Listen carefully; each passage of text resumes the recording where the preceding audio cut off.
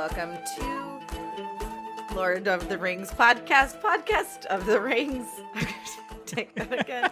No, leave it in. Oh, It's in. Okay, all right. It's all in. right. I just feel like if this is the first time someone's listening to our show, they're going to be like, who, what, huh? And How? you know what? To be fair, anytime anyone's listening to our show, even if they know who I am, they're like, yep, that's just classic Jessica. Honestly, you should do it again, but still leave the first one in. I think like best of both worlds. I think so. You mean like leave all this in, still do it again? Okay, Absolutely. Great. All right. Hello and welcome to Podcast of the Rings. I'm Jessica Lynn Verdi, your impeccable host. I am joined as ever by Alexander Mitchell, who is our resident Tolkien expert who scoffs and winces at the name. And we have the ever charming, total big bro to everybody, Ben Goddard. Hi, Ben. Hey, everybody. I'm happy to be here again. You are actually, you're like a big bro, but also you're like little bro. Mm-hmm. It's a good mixture. It's a good mixture for sure. Yeah, you roast me like no other, which endears me to you, which doesn't say much about my self-esteem, honestly. There's like times when I look at Alex and I'm like, how come you're not more mean to me? And I was like, oh, this is like when it's actually a healthy relationship. I'm sorry for not being mean. I don't know. Yeah, Alex, gosh. Think I'm dumb for saying fine things that are normal, please. But Red flag. I know. Literally, the first time Ben and I played Fortnite together, he roasted me so hard for a dumb pun that I couldn't pop off. And I was like, yeah, this guy's my friend now. That's how you know. What was the dumb one that I made while we were watching the rest of this movie today? Oh, go ahead, Ben. Oh, you don't remember the one that I did? A Thorin in our side or something like that. That was that one of one's them. pretty good. That Thorin in our side is pretty good. No, the one we were doing, it was I don't remember what happened during the stream, but Alex and I were watching the rest of the film, and Azog has that basically batleth in his arm, and I said, "Oh, I get it. It's not Thorin Oakenshield going up against." Azog's sword and arm, because it's like the same thing. It's like his shield. It's parallel. It's not a pun. It's just more an observation. And I'm just trying to prove that I'm really smart and clever. No, his last name should be Sword and Arm. Like, what is Thorin's actual last name? I'm really curious. Of like, Alex, do you know? Like, do dwarves have last names? They don't. It's just Thorin, son of Thrain. Okay, got it. Oh. Yeah. So I guess that is like Thrainson.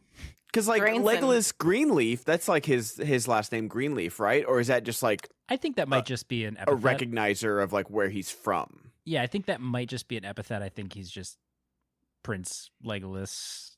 Yeah, the hobbits have last names, Baggins and Took and Brandybuck and Proudfoot. I think because they're not as they are concerned with genealogies, but it's a different culture. Yeah. But elves do have many names, multiple names. They have like a name that they receive in childhood, and then they have a name when they mature. So there are like different ways to identify them. And they can go by many different names. So that makes sense. But yeah, like Thorin's all special. Like, oh God, we get it. You have a last name, bro. Oakenshield. Jesus. But he's not some lowly dwarf lord. Let's not forget, as he reminds us in this movie. He's not some. He really, man. We hate him. We hate him. But there's so much to talk about. First things first. Go. Let's go. Because I thought about this on Friday. And it is Sunday. And I was like, I need to remember this. And I remembered it yesterday. And I remembered it driving home today.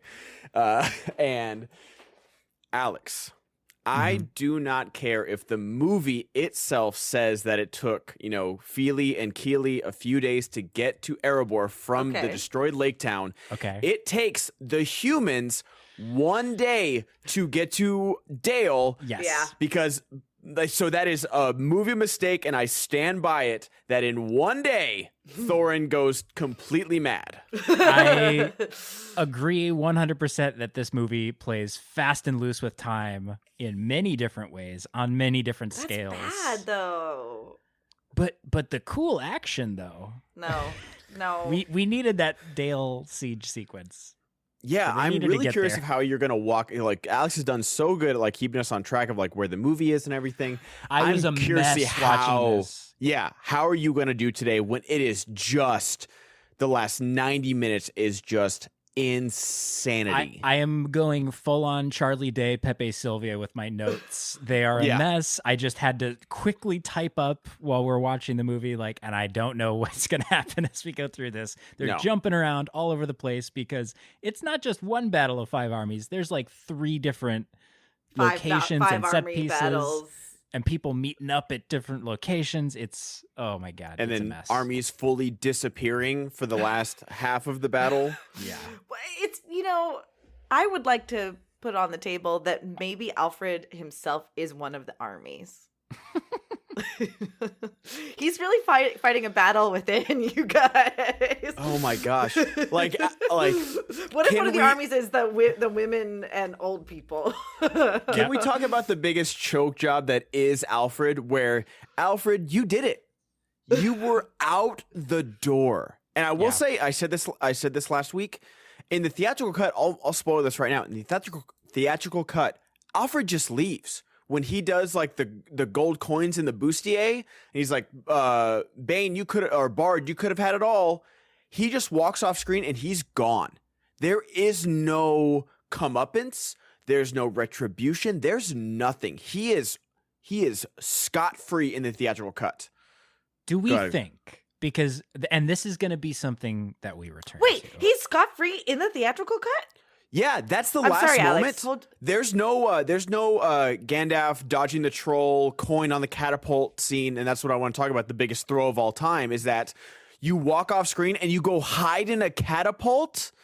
Yeah, what is he thinking? But I don't know. And that's the thing is that even in the extended cut, that's the least satisfying death for an antagonist that you could have. It's actually embarrassing. But yeah, Jess, watching this in theaters, I could not believe after a movie and a half of this man just being the absolute worst. And I know we said last week and the week before we were going to not rag on Alfred anymore, but I just have to say this one thing. I just feel bad because I don't want to think people think I'm bagging on the actor. He did an amazing job because we hate him so much. Yeah. But after a movie and a half, after 3 hours of screen time, he just walks off screen. Yeah. And he's gone.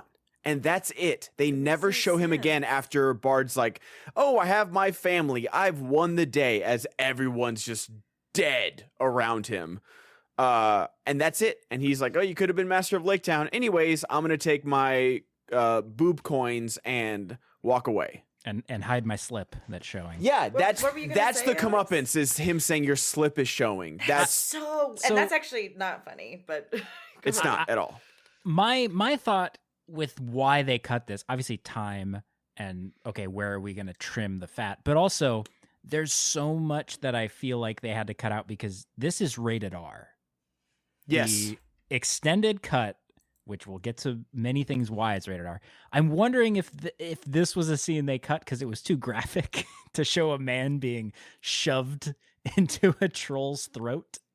Well, it's weird that they would cut that when one, it's a comeuppance for an antagonist, and two, they still have, the scene where Thranduil impales 5 orcs at one time and decapitates them all at once. Yeah. Which is awesome, by the way. I will say that's one of the best moments of the battle. Antlers. Yeah, when he elks 5 orcs at one time and just goes shink, and they show the decapitation. We need and I think if I go back and rewatch this, which is a big if, because it's a lot. I need to do a decapitation counter. There are so many decapitations in this movie. I mean, we already had one in the first half, or maybe 2, I think. At least the one in Lake Town with Legolas.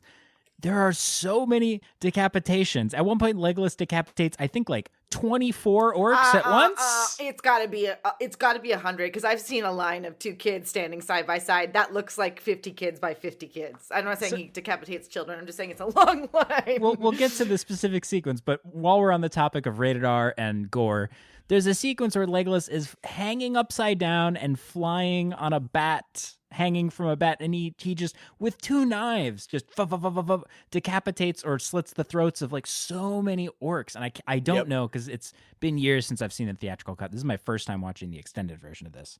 I don't know. I'm sure that that's cut out of the theatrical version. It is. So that's it's not in so there. graphic. And neither is the one where they're in like the battle wagon and they launch and like all the trolls are in the line and it just goes shink. Like, and all, it's so extra bloody. It's crazy. The goat. I don't want to see the goat or the elk or the pig get killed. Like, those are killing me. Oh yeah, the rams when they get taken out by the wolves, like literally squished against the rocks. It's awful. No, like and that's the thing about when we've talked so much in every movie about the Lord of the Rings tone versus the Hobbit tone, like book Hobbit tone that they're going for. And especially in this movie, we talked about in the first half, you know, when Alfred, like they're doing like this D-Day type sequence. And then you have Alfred yelling, "Woe is me." And then the mob thing with like, again, Alfred being like, "Oh, what do you think of the children?" Like these tones keep clashing. And so finally, when you get to the true horrors of this battle that we have, like, I think the closest we've gotten is maybe in Return of the King when they launch the heads of the Gondorian soldiers, like release the prisoners. And you're like, they have prisoners? And you see what the prisoners are. And that's like a really serious moment. But at that point, they're going all in. All hope is lost. The music's going, the score is swelling. But this one, it keeps going back and forth of like, oh, this is fun, lighthearted tone to like the most gruesome, like medieval violence, like Game of Thrones violence we've ever seen. And I think the reason it feels to me A, hollow and B, gratuitous is because when we do get those moments of violence and those moments of gore and horror in the Lord of the Rings trilogy, they feel A, earned, and B, there's such a stark contrast when you get like the heads flung over the wall. It's like you take them seriously, also because they're not CG. They have a little bit more believability to them. But when it's just cartoonish like it is in this movie, it takes away some of the horror and seriousness of war. You're just watching it going, oh, cool. They just decapitated these guys. Not like, oh, wow, this is gruesome. It just seems over the top. And jumping ahead, my favorite scene in this movie is just Bilbo and Gandalf sitting. Yeah, I had that note too. Yeah, sitting with what they've just experienced, wordless. Gandalf just cleaning his pipe, Bilbo just staring. And that doesn't fit with, oh, hey, we're flying in a chariot and decapitating trolls. And, oh, Beaufort's laughing as he's piloting this troll thing that's horrific. Yeah, the blind, tortured troll that has gotten its hands cut off and replaced with sharp, like, mallet objects. Like, it's actually so upsetting to me. It is. I've only watched the extended cut like 3 times, maybe, and like that's stretching it, maybe 2 times. And so even seeing this, like, I've always said like the obviously the cliffhanger worked box office wise. It got people back in the seats with like, hey, Smaug's not dead. You got to come back to see the 3rd one. But then they're just like, oh wow, I guess we have to make this 2.5 hours because we're a Middle-earth movie. So how are we going to do that? And it's just violence. It is just like, and even like, we're going to start right when Dane Ironfoot shows up.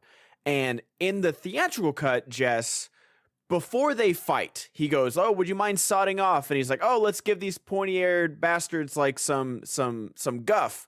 And then the werewolves show up and they never fight each other. And that's the theatrical cut. And then it's all, Last Alliance type stuff where it's all good guys versus bad guys. In this one, and it really like bothered me because in Helm's Deep, we got the little bit of the Last Alliance. And then you really feel it in Two Towers when you see like the dead marshes and you see these like beautiful silhouettes of elvish corpses and men corpses in the dead marshes. And then I remember even like watching Two Towers in theaters, the first time an Uruk-hai shoots his crossbow and it hits an elf, you're like, oh, that's an immortal being leaving this world. Like they were on their way to the shores and Elrond's like, you guys have to fight one more fight, and they don't get to go to the Grey Havens. They don't get to go to the Everlasting Light. And like, it really hurt. Like, I'm sure I'm being over dramatic, but like, even as like, when that 2001, so I was 15, 14 at the time, I was like, oh man, that's so sad.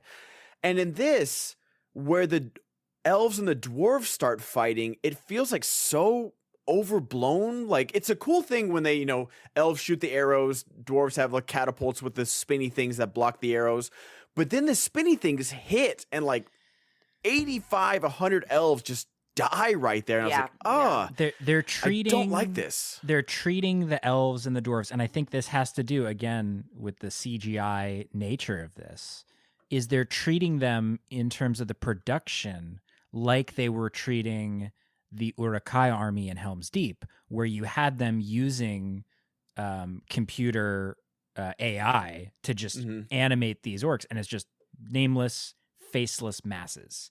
And that's how I felt watching the dwarves and the elves, because they were CG, and that's how they were sort of portraying it, as just these hordes of people coming at each other. And I get they want to show the scale of this battle and make it epic, but you lose that personal connection, as you said, when you see a shot of an elf getting hit or something, and you go, oh, you just see hordes of CG elves and dwarves battling, and it feels like a video game in not a good way. Yeah.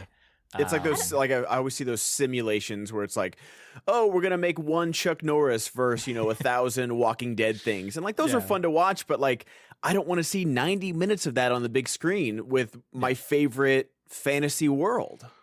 Well, so I guess that's, well, I know we have to kind of go step by step, and so I guess we are kind of going from the start of where we left off last week, but it doesn't bother me to see them go up against each other, because the tension has been building between all of them. I think the story payoff for it is better, but then there was a time where I don't even think Thorin had achieved where Azog was, and I asked Alex, like, how much more of this movie is left? So it's one thing to see some really intense battles and like interesting formations and stuff that like kind of breaks your heart, seeing the dwarves and the elves go up against each other, which, by the way, they do hate each other, and they've hated each other for some time.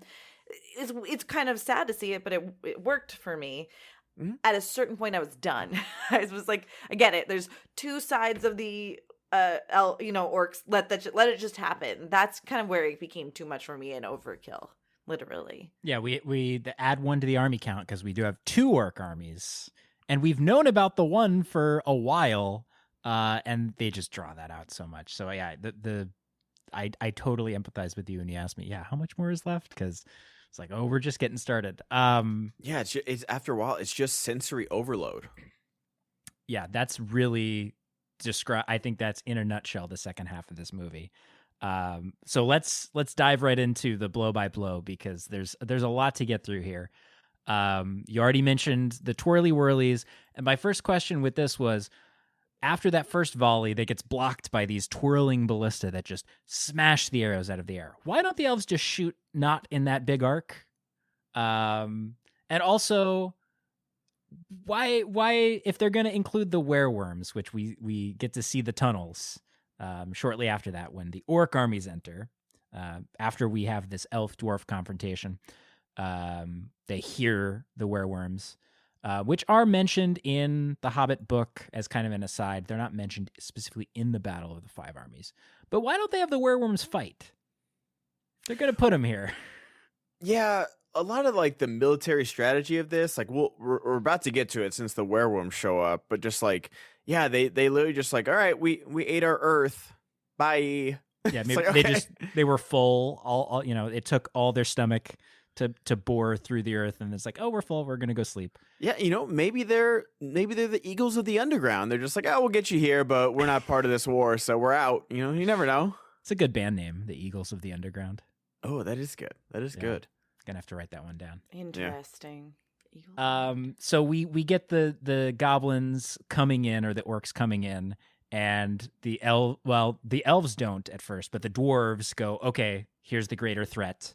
So we don't get the whole Gandalf kind of parlaying with everybody like we do in the book. But the dwarves run up, they form an amazing shield wall, put their pikes out, and are ready to take on the charge. But Thranduil, he's like, no, we're not going to fight the orcs. And then we get the shot of the orcs about to hit the dwarf line. And then the elves do the stupidest thing ever. Dumbest thing ever. They vault over top of the shield wall of the dwarves, which is meant to protect and take on an incoming charge. And they vault over the shield wall so they can just be completely exposed to this orc charge.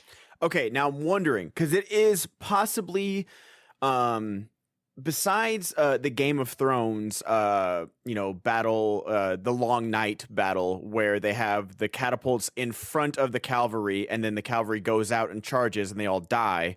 That's terrible too.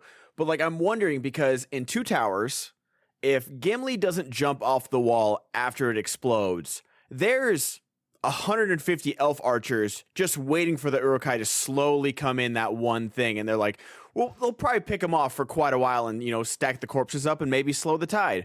But Gimli has to jump down, and then they have to charge into that pike wall. So I'm wondering if Peter Jackson was like, okay, Gimli ruined that. Okay, let me pay back and make the elves ruin the dwarves' defenses. Sure. You literally just showed, and, the one elf we know, Legolas, is an archer. You literally just showed, with the cool, the elf formation with them, falling back and sliding in, between each other is really cool. And you show that they're archers. Have elves sit behind the shield wall and just fire arrows. Yeah. It's that easy. Even if you fire 2 volleys, that's like 1,000 dead orcs. That's it. And you've turned the tide of the battle. But no, again, I've said, take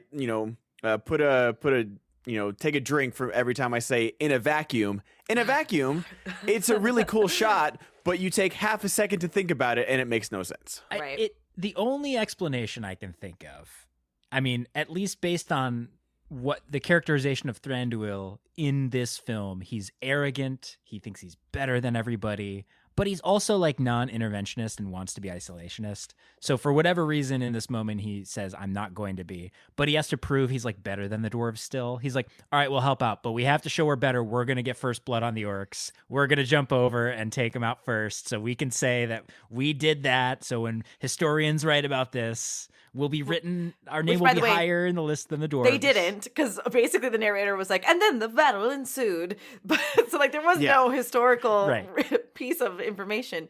But then what's worse is after the elves jump over, then the dwarves are like, let's charge with our long spears exactly where the elves went. So they're charging their long spears indiscriminately toward them, which I guess it tracks if we get to see them fighting each other, because they're probably still a little PO'd, but it's very odd.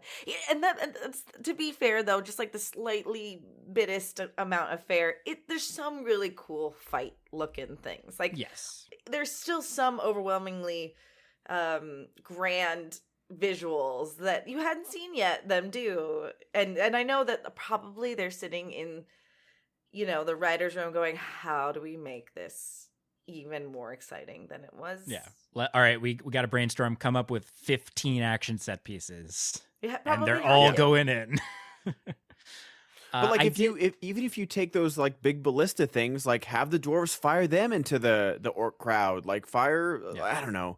There are cool things you could do besides the worst battle strategy for someone like me that knows nothing about military strategy. I'd be like, why are you jumping over that? That's a pretty solid, pretty solid wall there. War you guys 101. Have bows and arrows. War 101 is stay behind the shield. Yeah. No, but we also have shields. You guys. Yeah, right. Our shields are better.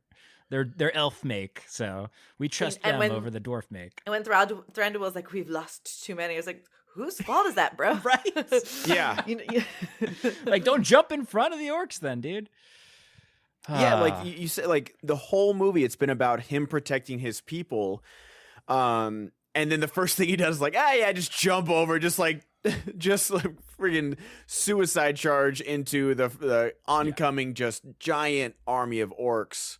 That by the way, I don't know the decision to make these orcs Uruk-hai type orcs. They're big orcs.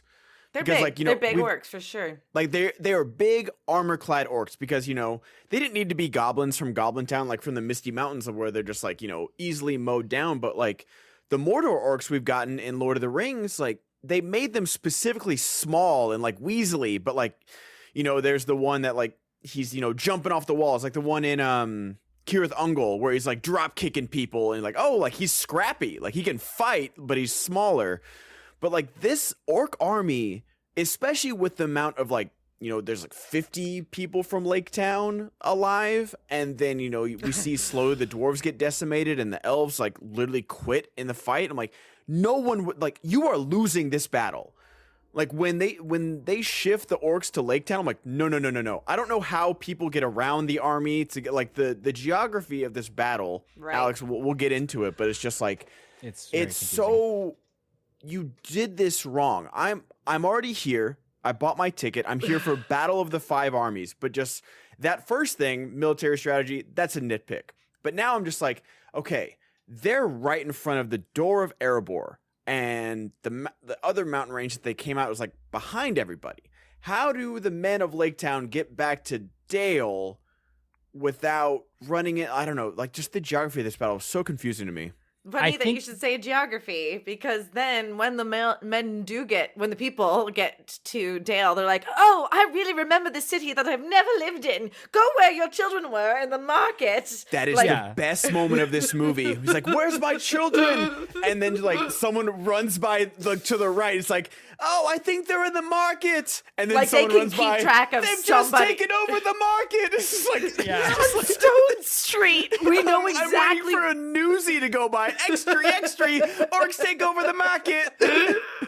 It all happens so fast. It all happens so fast. It's so good. It's so like good. No way 7 people know where Bard's kids are, and no way does a whole town that's unless they have monthly vigils on what Dale used to be, they would have no clue. Yeah, like how many of these people have been there before? Never. Right? Never. They're lucky if their grandpappy survived to begin with. They've all been they're like townians. They wouldn't even know a Stone Street existed. Yeah, maybe I'll give them this. This is the biggest stretch. I'm about to pull my hamstring. But the 2 people that do yell out like that, oh, they're in the market. Oh, they've taken over the market. Maybe they were like children in Dale because they are 2 older people, and it's been 60 years since the Smaug took over. Dude, you might want to ice your leg. Yeah, trust me, I'm cramping up right now. I think, but that's the only explanation you can give. Is that like they were literally the only survivors of the desolation of Smaug? I'll have to check the dates. I think it's been a longer than average human lifespan, but I could be wrong on that. Oh, because like dwarves don't live like too long. They live like to 100 something like that. And they can live to be hundreds of years old. You mean so I don't know exactly how dwarves can, yeah. Thorin is. Okay, gotcha. But maybe they're Numenorian. Who knew? Like they've got a little bit of that Numenorian blood. Yeah. Sort of great men.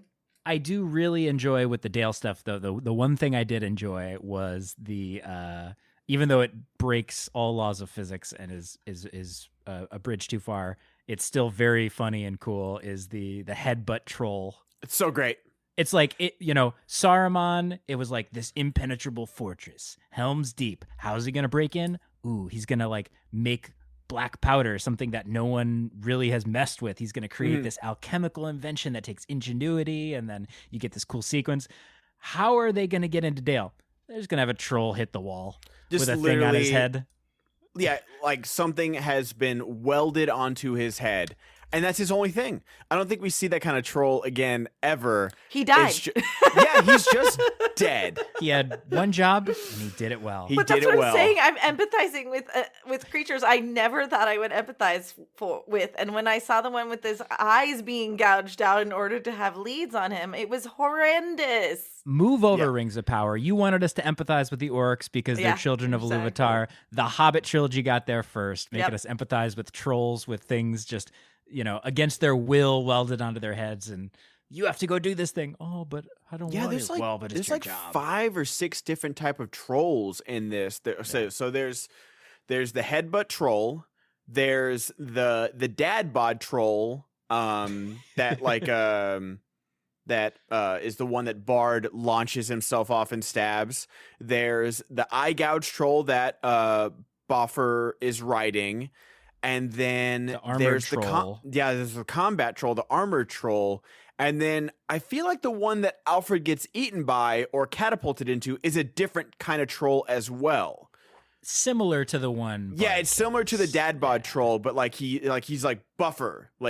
So these were the war beasts that when Azog had one of the signals he gets is release the war beasts. So the war beasts are these giant trolls that are clearly malformed trolls, because the one I think that eats Alfred is has one half small baby arm. Yeah. So Alex was trying to make the argument that the troll that has its eyes gouged out was just a duplication, but not the same troll that Boffer was riding that knocked down the tower that Legolas was on. It's the same troll. And here's the reason why it is. Alex. Because he was up there and other trolls weren't there. But Jess, I just don't know how Boffer got off of it. That's all I'm saying. There's so much going on. I could have sworn I was like, there's no way that troll could have gotten up to Raven Hill that quick. He got up to Raven Hill because Boffer rode him up there. But what my question was how did Boffer get off at where, why, and when? Well, no, that's a different troll. It's not. It's the same exact. No, it's not. Thank you, Ben. It's the same looking troll. Because I agree. It is the same exact. No, you can't do that. Then I actually, if that's the case, if it's a different troll, I hate this movie. I swear to God, I hate this movie. Okay. Because you can't give me two of the same exact looking trolls when they're supposed to be, unless it's friggin' twin. I'm serious. But about this. There's when they do the war wagon and cut off all the heads, those are all the same looking trolls. They're all the dad bod trolls with the clubs. With things on their head. No, these are all the ones when they first bring the war wagons out, the trolls knock them over and really gruesomely smash the dwarves into the ground. I'm like, oh geez, that's kind of okay. And those are the dad bod club trolls. Call them club trolls from now on. Okay, those are the great. club trolls. Great. And those same club trolls are the ones that they Fast and Furious Tokyo Drift just decapitate all of them in one moment. So I get it. They should have made the design somewhat different.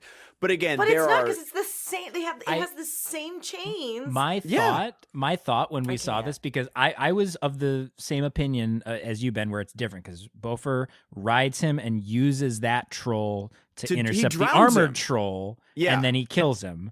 Yeah. And so it's a different one. But I think they literally just reused the same asset for this other one, so it looks exactly the same, which is why it's confusing. I actually hate this movie then. Because they're like, we're not going to spend money to do another too far model. for Jessica. No, it's gone. It's gone. It's actually millions of CGI creatures we have gotten in this trilogy. Absolutely no craft, no hair and makeup except for 2 orcs and just the green screen and the digitize, and then this one troll that Legolas jumps off of a skyscraper, puts a dagger in his head, and steers him like a puppet to then crash a tower to make a bridge, and then fights on that bridge, and then Super Mario Brothers jumps off the stone to then Black Widow leg kick Bulk, stab him in the head, do a backflip off of, and land on his feet in a superhero pose. That's cool, guys. That was all one extra troll, that one duplicate troll, a bridge too far, good sir. It's lazy. At least there was some creativity with him jumping brick by brick, bro. You can't tell me. Me and my dad watched that. That was the first time I watched it. I think it was with my dad, and he leaned on me like, that was so cool. And I agree. That and my dad is me and my dad, he is the Gerard Butler plain guy. Me and my dad love watching bad action movies, those B action movies. This movie is made for that crowd. And I'm not insulting that crowd because I'm a part of that crowd. I love good, fun action, straight line. I'm about it. Now, I hold Middle-earth to a higher standard than that. But there are a lot of great, Thranduil decapitating 5 orcs at one time, superhero pose landing after the elk sadly dies, and then just double wielding swords he's just crazy. And then, like, oh, there's only about 100 goblins. That's fine. It's like, okay, we're just throwing everything at the wall in this movie, and there are moments that it really works, and then there's moments where I'm like, all the humans are dead in Lake Town. I'm sorry. Yeah. There's like 3 different charges by the human quote unquote army. They're all dead. But Ben, you're forgetting that the women and children helped. So you got to factor that in. Your mom I'm sorry. Rallied. I've seen the siege of Minas Tirith. We saw what happened to the women and children when an orc army broke into a city. Yeah. Like, there are very capable women warriors out there, but when it's a bruised and battered civilians of Lake Town that have gotten no sleep, a little bit of food from elves 12 hours earlier, and are cold and sick and injured, all those people are just dead. They're dead. And I was thinking, it's like when they rode up to the gate to confront Thorin with the Arkenstone, like, you know, they have the montage of them, you know, dusting off the old weapons of Dale. Give Bard some armor. Like, I wish he didn't have his clothes on. Like, we do a lot in this movie, and there's a lot of stretching in this movie. Give Bard, the leader of the human army, and Luke Evans, who is putting his entire back into this performance, and I love him for it. Give him some armor. We gave the dwarves armor. Thranduil looks great. Billy Connolly with this weird CGI face is riding a war pig, and it's awesome. Give Bard some armor. That's my the big leader note. of men. At this point, it makes zero sense that he's not armored. We get the invasion of Dale. We get the orcs in the streets. We get Alfred revealed as a weasel, as someone calls him, when the women and children are rallying. Spies the gold, and we cut away, and he runs away with that. We've talked about his demise. Again, like there's another point where Bard's like, Alfred, make sure you get the women and the children to the church or the main square, and then you come back and fight. And he's like, does he not get his whole deal? Stop giving Alfred jobs. Like Gandalf gave him a job, Yeah. Bard gave him a job, and look, I get giving people second chances, but this guy oozes scumminess. Stop trusting him, especially with kids. How many beats is that? So he gives the firewood to the woman, like it's like, okay, Bard, Alfred, carry some firewood, and then he gives it to the woman. Hold your weight. Alfred, so that's 1. Alfred, take the night watch. That's 2, and he lets the elf army in. Right. Gandalf says, hey, make sure you feed Bilbo and watch him. If he leaves, let him know. And then I feel like there's one more before Bard tells him to like come back and fight. I feel like there's one more that I'm probably missing, but it's just like, stop. Like, this is your own fault now. This man has shown who he is and can no longer be blamed. I also think it's important what you said is like the same beat. Also, as a viewer, not just like looking at it from Bard's perspective of like, Bard, get a clue, dude. Like, but as a viewer, you're like, we get it. We get what Alfred's deal is. He's scummy. We don't need to keep hitting this. Like when he throws the sword back to Dane. Just being cruel he throws the sword to Bane, random civilian or Bane, excuse me, not Bane. Thank you. I'm Bane. So yeah, you thought the darkness was your ally. I didn't know darkness until they killed him. Alfred, your slip is showing. Here's the thing. Bard doesn't deserve to be a leader if he keeps on delegating to the wrong person. Yeah. Yep. Bad leader. Yes. Bad leader. After we see Alfred being terrible because Bard entrusted him with this job, we get the Thranduil charging across the bridge into Dale, and he's fighting, twirling the swords, and we get this sort of cut between everybody, slow-mo, we're losing sequence. Everybody's like, oh no, we're getting pushed back. Dale is being hit. The Danes people have been pushed back to the gates. Thranduil's like, we're done for. He sees the losses that his people have taken. And then we get Dane saying, where's Thorin? We need him. Which, when we were watching this, Jess rightly sort of scoffed at this. Like, what's Thorin going to do? Like, we get he's the king. There's 13 dwarves up there. Thorin doesn't need to do absolutely anything, actually. Like, no one needs Thorin in this film. And though that being said, you fast forward to they're rallying Gandalf. It's gorgeous. It's a gorgeous moment, actually. Yeah. Like, it's a little too wide of a V that they're creating.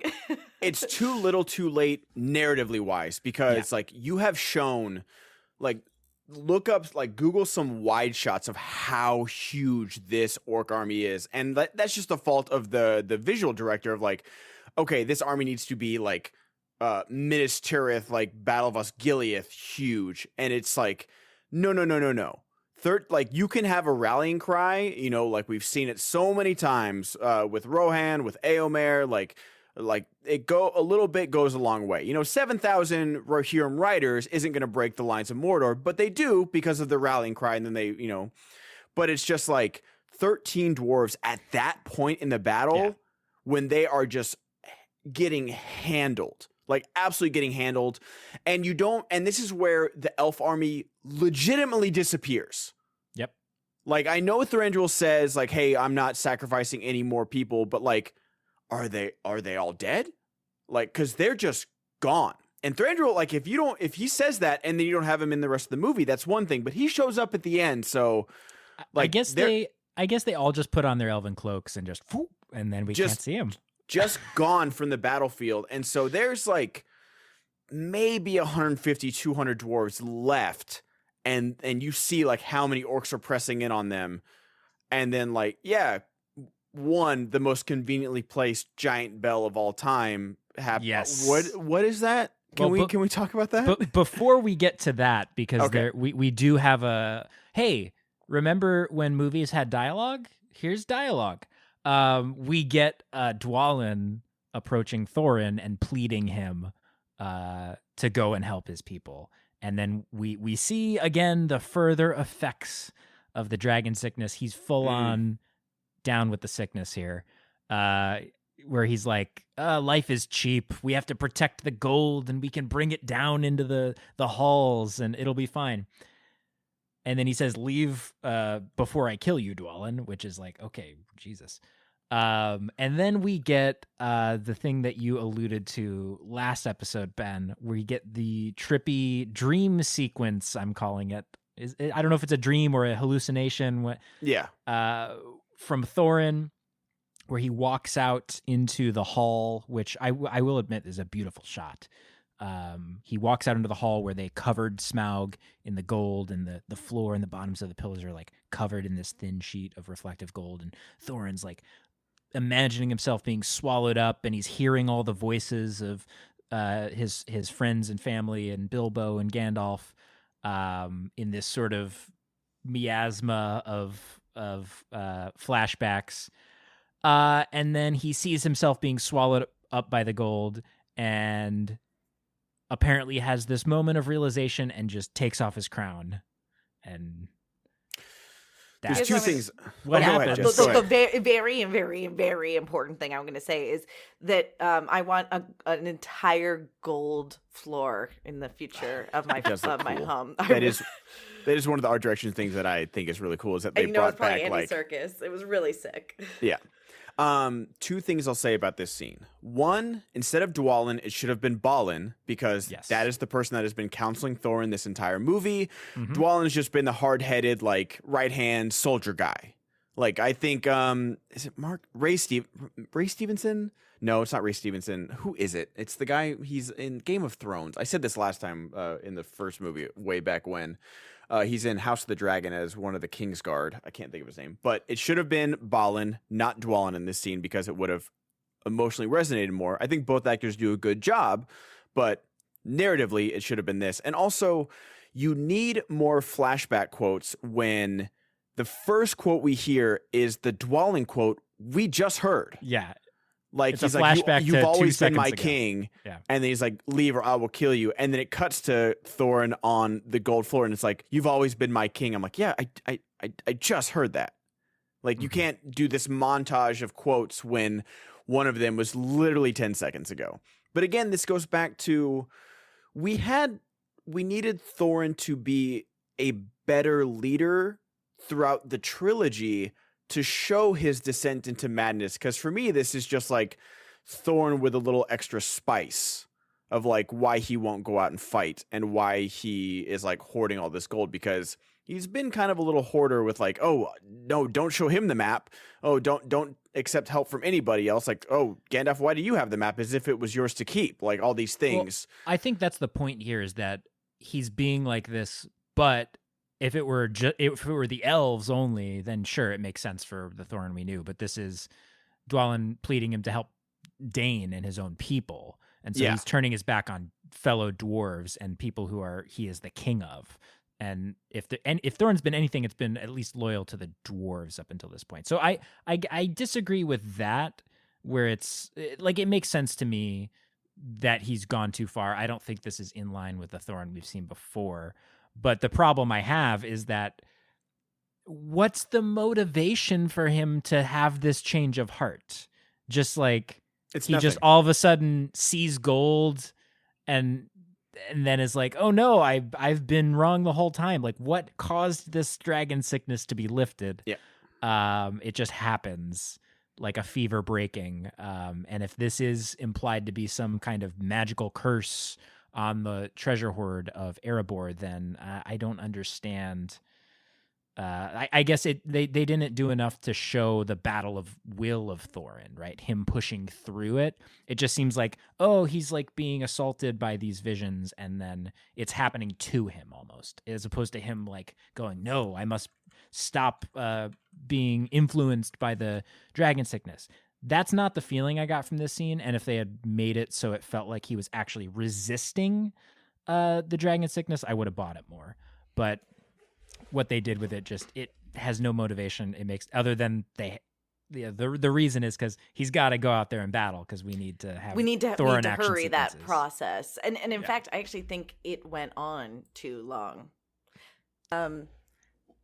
Not only that, the dream sequence it does truncate that time frame, but it actually lasts too long too. Like they could have also made it more engaging, like maybe super cutting other things going on, or making some. But the imagery of actually Smaug swimming under the gold, worth it. But it could have been less time. And it calls forward to the Azog fight scene. It does, which is kind of cool, like visually. But I agree, it's too long. It's not. Yeah, it doesn't work for me on the whole. But he breaks the spell, and then we see Dane and his people getting pushed back to the gates of Erebor, and then we cut back to sad company of Thorin, and Thorin walks forward completely backlit. He's no longer got the crown on. He's just back to the old Thorin we know. Took his armor off for some reason. Exactly. Yeah, that's a common theme. The leaders don't need armor because they have plot armor, although his plot armor gets broken. And then we get Keeley confronting him like, I can't believe you're going to, have us stand here and do nothing. And he's like, we're not going to do nothing.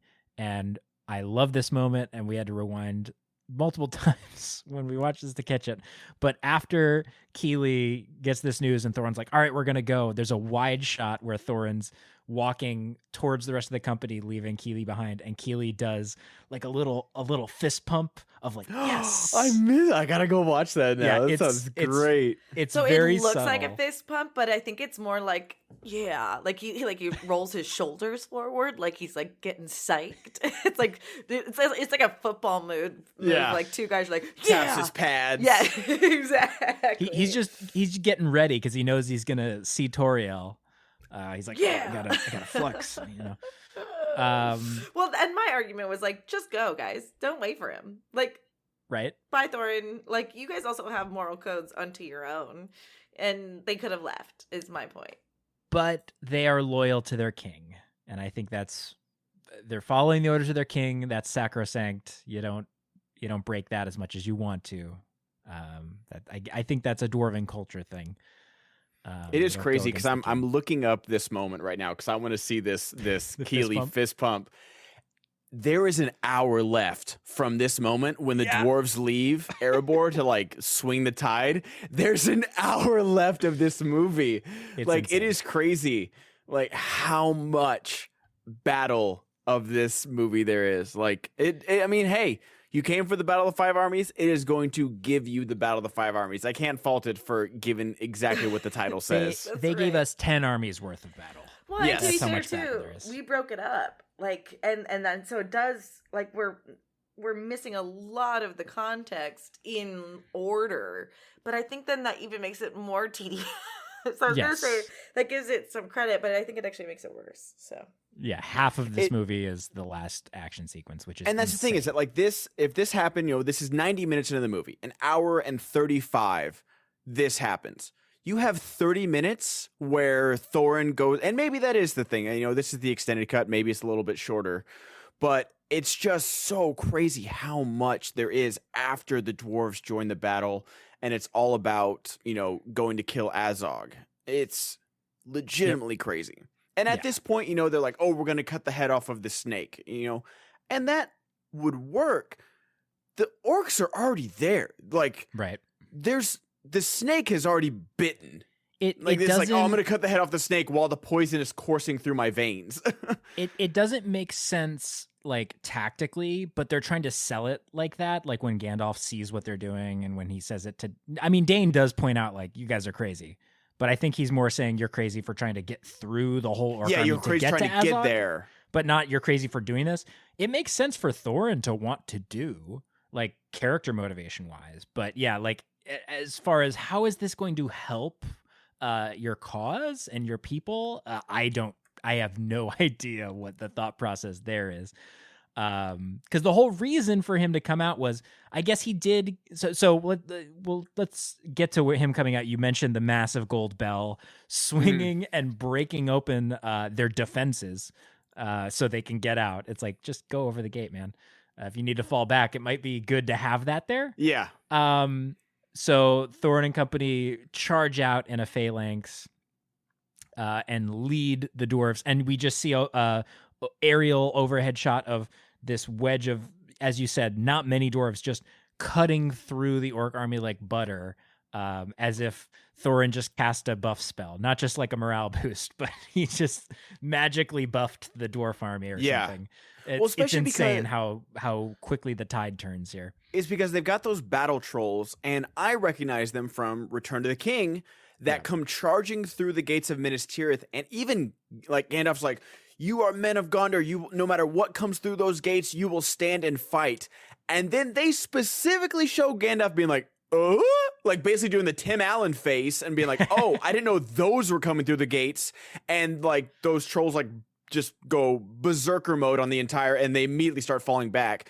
Yeah. And those trolls, like, I'm like, okay, these trolls mean business because they've got the crazy like hockey Jason battle masks and everything, and they just get cut down immediately. I'm just like, oh god. Even like in established like Lord of the Rings nerds like troll stuff, just I understand morale is important in battles, but 13 dwarves will not cut through like 3 lines, and I just pulled it up. There's like catapults behind them with more trolls there. Like there's a lot of orcs in front of the gates of Erebor that 13 dwarves really make a difference.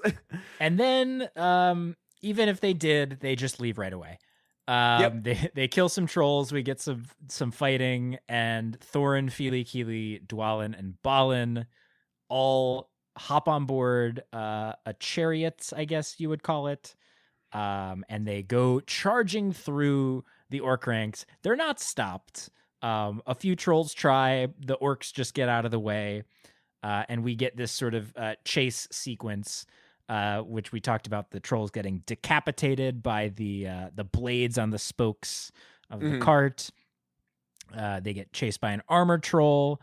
And then we get the instantly classic line. I can't remember. I think it's Dwalin who says it. I can't remember who says it, but he's like, shoot him in the jam bags. And then he's like, it doesn't have any jam bags.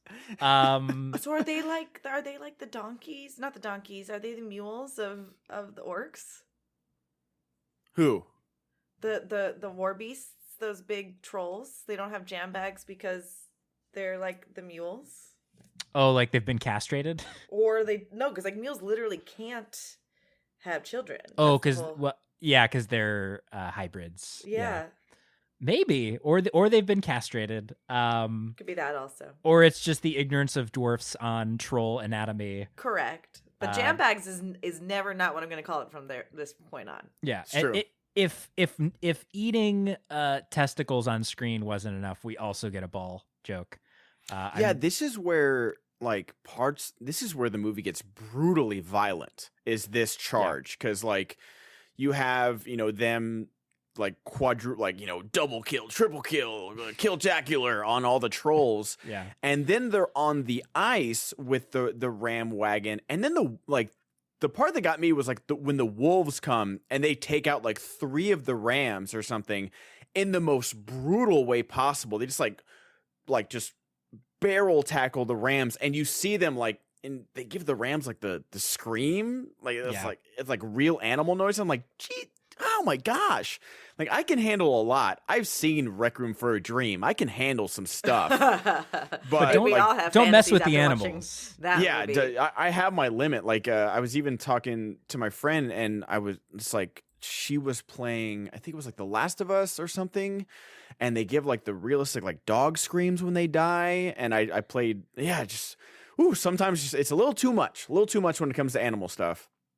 But then they're just they saw through a troll's belly with the wheel spokes. Yeah. And Boffer comes in with his blinded, mutilated troll, and he's swinging into the heads of people. That scene is really gruesome. Yeah, it's hyper violent in a way, as I said before, that I can't take seriously, and I don't feel the stakes. It's just gratuitous. And you just start to get, at least for me, you get desensitized to it after 30 minutes of it, just nonstop. You're like, okay, I get it, and it's diminishing returns. On all of and these all things. that whole war wagon chariot, that's all extended. Right. He goes up to Danny. He's like, "Oh, we're gonna take the head off the snake," and then you see them, the rams, on the side of the mountain. He's like, "Oh," and then that's when Gandalf says he's going after Azog, and that's when Bilbo's like, "Oh, I gotta warn them about the Gundabad army." Mm-hmm. But the cherry on top of the chariot sequence, if a ball joke wasn't enough, if gratuitous violence wasn't enough, we get the remaining rams are taken by Thorin, Fili Kili, and Dwalin, and Balin stays behind in the cart, loads up the gun in the back, and just goes, "I'm too old for this." He pulls the full Danny Glover out, and just Gatling guns 100 wolves as they come charging down. It's insane. And that's when, honestly, that moment I was kind of like, all right, you kind of have me, movie. It's leaning into how cheesy it is. I'm like, okay, cool. Just Balin with a gun shooting. And that's the one acting where I feel it felt, at least from Ken Stott, it felt like he was on a green screen, because he's just da, da, da, da, da, da. And his face isn't intense or straining anything. You can just say he's just whining this with in the middle of a green room, not knowing what's really happening. It's okay. Yeah, I mean, maybe that's why the performance was so good, because Ken Stott was actually thinking that while he was just standing in front of a green screen. He was like, I'm actually too old for this. Yeah. What am I doing here? Balin's seen some stuff, man. This is nothing new to him. Right? That was just so crazy. But after that, we cut back to Dale, and we get the Alfred scene with him escaping. He's got a brazier full of gold. A troll comes up on him with the little arm, and Bard shoots it and saves him and chastises him. And then we get the sequence with Gandalf, and the scene that we had earlier in the first half of the movie with Radagast giving him his staff. We finally get the payoff for that. He puts the blue crystal in, and he goes to cast a spell or use his magic, and it's not working, and he dodges the troll. And I actually did. I thought it was funny where he goes to he has the staff in his hands, and he goes to boom, hit it down just like he does on the bridge of Khazad-dûm, and it does nothing, which I kind of thought was funny. Like he tried to do the same exact magic trick that he did there, and he's like, oh. Again, it works, but then it just goes on too long. Like he dodges the troll like 5 or 6 times before the catapult finally goes off, and we get the coin falling in slow mo too, as if it wasn't the coin falling in slow enough. motion, slowly, and then settling down, and then Alfred, like you said you didn't like the death of the master because it was like too on the nose. This is like if they had done this that same way with like the master literally basically looking to camera and being like, womp, womp, womp. And that's what Alfred does right before he gets catapulted right into the troll's mouth. And while I'm happy this scene exists, because like I said, in the theatrical cut, he just leaves. There's none of this. So like when I found out, when I first watched the extended cut, I was like, oh, well, at least there's this. At least he dies. Like, because you've been just like, constantly like this guy messes up, this guy deceives everyone, this guy keeps getting jobs and not doing them, he's the worst, and then he just leaves. I was like, oh, what? Okay, well that sucks. But no way a gold coin is tipping the catapult. But a leaf can wake a Balrog, Jess. Yes, it does, because it's an elven leaf. It's an elven leaf. A gold coin, which is denser and heavier than a leaf, can't trigger a catapult, but a leaf. That's an elven leaf. A leaf can wake a Balrog. Yes, it sure can. Okay. You heard me. You're inconsistent with your logic. That's not true. Don't appreciate it. Nope, it's not an elven coin, Alex. Yeah, it's a mannish coin, which is going to be less graceful and therefore heavier. An elvish coin would make no sound when it instead of being a jerk about it, just maybe try to convince me why I'm wrong instead of chastising me. What's the sound of a leaf hitting the ground? It's the sound of a Balrog waking up. Get roasted, Alex! Oh my gosh, argument over. You know what? You're right. Fair. How can I argue with that foolproof, non-circular logic? Exactly. I take it all back. It insists upon itself. It does insist upon itself. Jesus. Oh my god.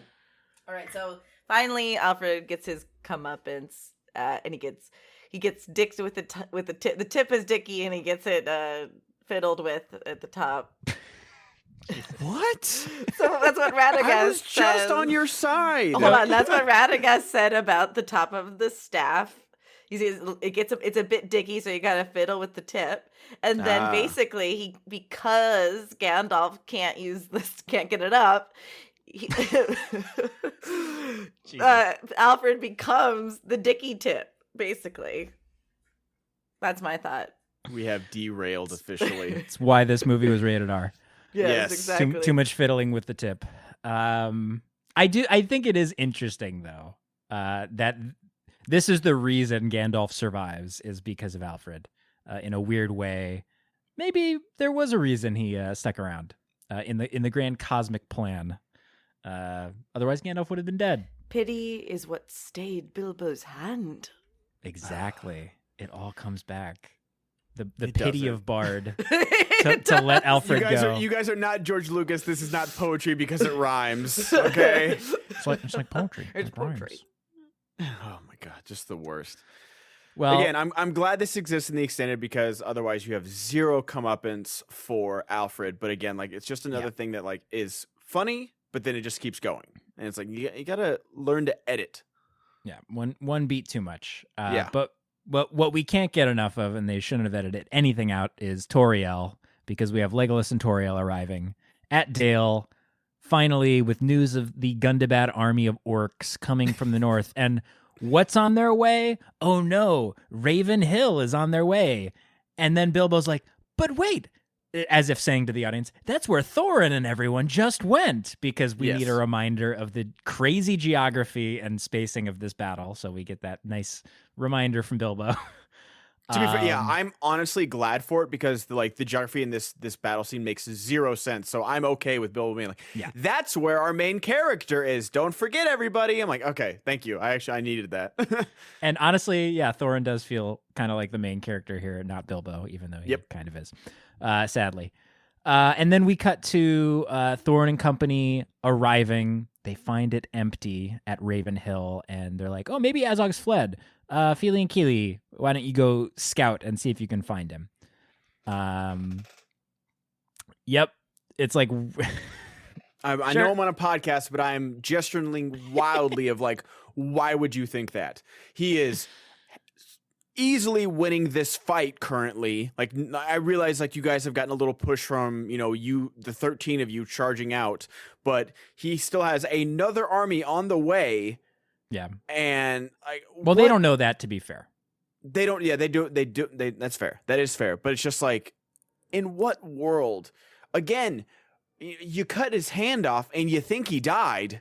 And now he just runs away in the middle. Like, who do you think Azog is? Like, yeah, and he thinks he's dead later on, and is like, "Oh, cool, I killed him," and isn't like on the guard at all. We'll get to that. Yeah.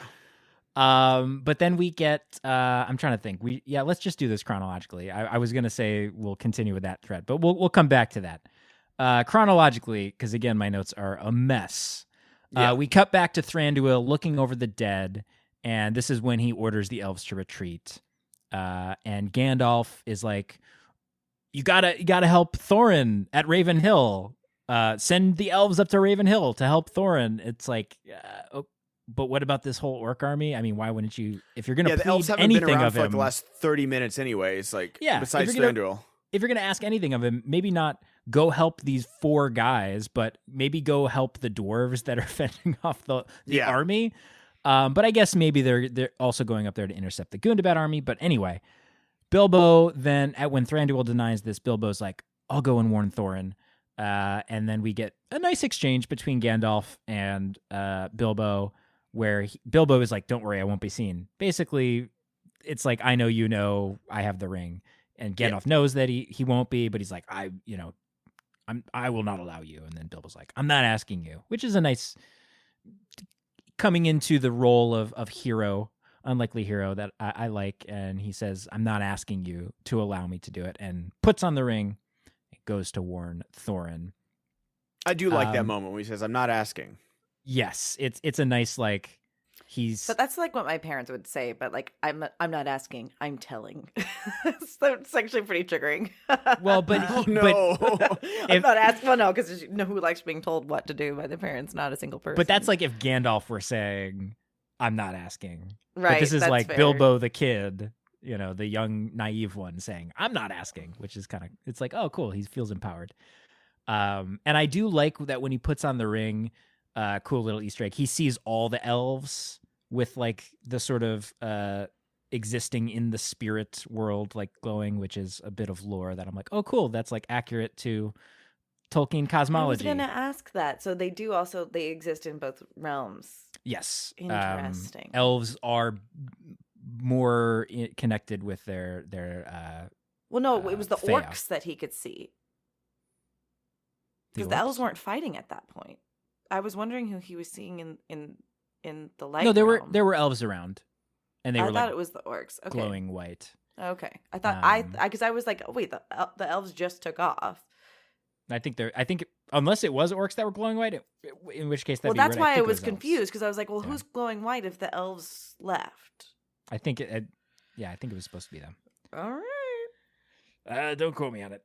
It does look like the elves. I'm watching it. Yeah, it is the elves. It is the elves, but they're off the field now. So like, literally, but he's still in retreated. Dale, I guess. So yeah, like he's just about like, I'm watching the scene right now, and they are leaving, but this is when Toriel confronts him, saying like, you can't leave. So they're still there. Huh? Because they had retreated to Dale, I think, is what we're supposed to believe. Yeah. Although we just see Thranduil go to Dale. So yeah, we get the Toriel confrontation. Another amazing little nugget of Lee Pace just being a dick. So yes, good. They He's will die. so commanding in this role, though. Like he was. I wish they would have brought him back. Maybe for season 2. And I know Orlando Bloom didn't age like an elf for this movie, so I don't know how Lee Pace will age if they bring him back for Rings of Power to play Thranduil. If they have Thranduil in Rings of Power, that would be cool. Ooh, yeah. But He's so commanding, and especially when like Toriel knocks her bow and like points it at him, and he just like looks away, and then you see just like how much more powerful he is. That before she can even let it go, he swipes it with the sword, and again like Evangeline Lilly's melodramatic acting of like slowly taking her hands apart as her bow like falls in front of her, and he's like, this is not real, the love you feel. And he's like, oh man, like. Whatever movie Lee Pace thought he was in, I wish we got that movie because he is just giving it his all. I love it. He's not quitting either. Nope.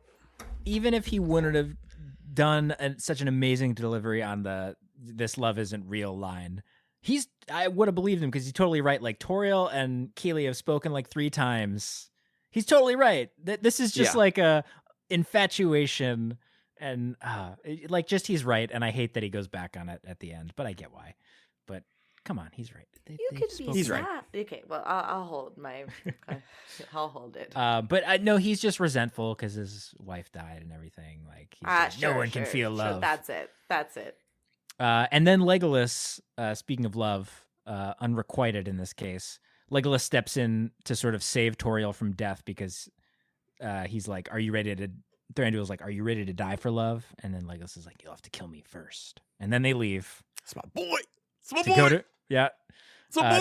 go to Raven Hill. So we have Bilbo going to Raven Hill, and we have Legolas and Toriel going to Raven Hill. If only Bilbo had waited a couple more minutes, he would have been like, "Oh, cool, I'm in the clear." Yeah, wouldn't got knocked the F out. Yeah, exactly. He could have saved himself a headache.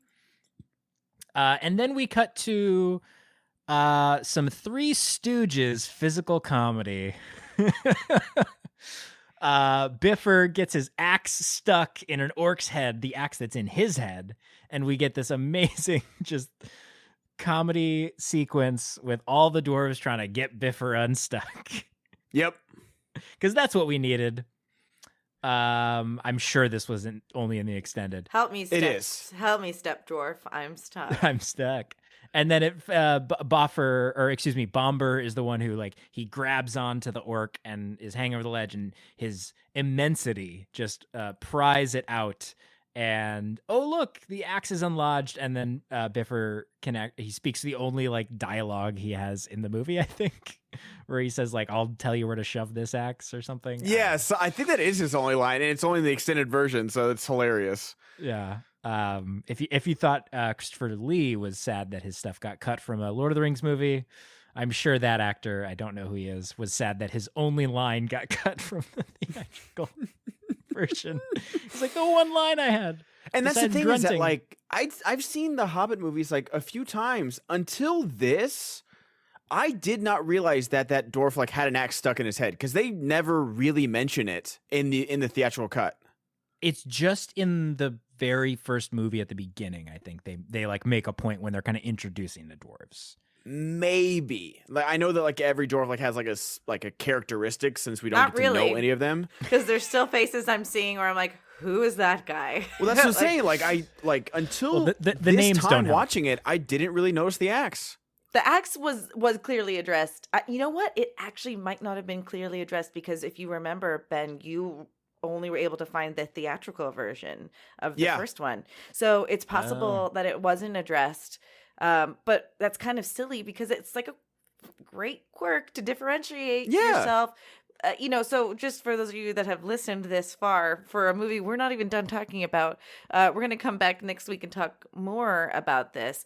But I completely lost my train of thought. So we're gonna wrap up our thoughts on all 3 movies next week, and I'll probably remember what I was going to say. Oh, that if you've never read The Hobbit, did they do a good job in enveloping you in this world? I really am curious. So anyway, we'll talk about that more later. Yes. All right. Absolutely. We arrive at Raven Hill. Bilbo warns Thorin. Thorin's like, "This is definitely a trap." And then we cut to kind of Feely and Keely wandering around like, "Oh no, they're out on their own and they realize it's a trap." The tension. And then we get the arrival of Azog climbing up the tower. He's got Feely captured. And I think it's a pretty anticlimactic death. I think at least for Feely, it's kind of like, oh, they kind of did him dirty a little bit. Azog is like, you're mine now. He stabs and kills Feely. He falls right at the feet of his brother Keely. And Keely's obviously mad, charges up the tower. He's going after Azog, and then Thorin and Dwalin obviously charge. I honestly, like, the next 5 minutes of this movie, I couldn't tell you what happens. It's a bunch of action. We get a fight sequence between Thorin and Azog. Yeah. We get the bats coming in and the Gundabad orcs arriving. We get a sequence where I think Dwalin, like, steps in and saves Bilbo from an orc. And then we get Legolas and Toriel showing up. And this is where the aforementioned Legolas riding a bat up to the top happens. He hangs upside down, decapitates, and slits a bunch of orcs' throats, and then shoots the bat in the head and does a backflip off it and lands in a tower, where he proceeds to just snipe a bunch of orcs and give cover to Thorin so he can get further towards... I think he's trying to go toward Azog. I don't know. Yeah, it's like Thorin's on the frozen lake above the waterfall, and like I think it's like all the Gundabad orcs that are like got there early because Bolg is there now. Yeah, I always wonder that because like when they leave Gundabad, there's like they show a bunch of orcs like sprinting ahead of the army, like they're charging, and I guess they got there early. But yeah, like Feely's death, if we had known anything about Feely, I'd feel something, but we don't. So like they play it like this big moment, and it is a pretty like brutal thing when he lands at the feet of his brother, because like his brother doesn't see him get stabbed, he just sees him like drop in front of him. It's like that scene from The Departed when Martin Sheen gets thrown out the window. Yeah. It's like that. But we just don't know anything about this character, so I can't feel too much. Yeah, like, it's not shocking. You're just like, oh, okay, Feely died. It's not like, oh no, how they killed Feely? Play it. What? They play it like it's this big thing, and I'm just like, but you didn't do anything with this character. Yeah. Like I think the last time I heard him talk was, I'm not leaving my brother in Lake Town in the last movie. Yeah. I think that someone can correct me. He might have had like, some throwaway line here, but that's the last thing I can remember. And so if you're playing like this heartfelt death, like you can't have that happen. Like when Keely dies, it's a little bit more like, it's not great, but like, at least you have Toriel in that moment reacting to it. Yeah. So like you have the fight building up, with them like both scrapping, Toriel losing to Bolg, then Keely jumping in the last moment and saving her, and then him fighting, and then her losing again, like her jumping again to save Keely, like a lot of last minute saves in this movie. Yes. Yeah. Just back to back to back. So like that's played a little bit better, but it's only because we at least know a little bit about these two characters. Well, yes. I think it's honestly less about Feely dying and more about he's the first dwarf to die. And I think that's the impact it had on me. I was like, oh, wow, after all of they've been through and many times that they probably should have died based off of the recording of this film, it is sad, I guess, just based off of that alone. Yeah. Yeah. And you see the reactions of Thorin and Keely. And your mom. But yeah. Wow. Quality humor. Quality humor. Where did that even come? What did I do? What did I do? I'm just talking about a movie from a property I like, Lord of the Rings, and you're coming in here. Where's the RKO music when you need it right now? Oh my gosh. From out of nowhere. This is I'm offended. I'm sure you are. I feel stabbed to the heart, just like Keely gets stabbed by the end of Bolg's and the audience cares too. Yeah. Yes. Yeah. Well, I hope they do.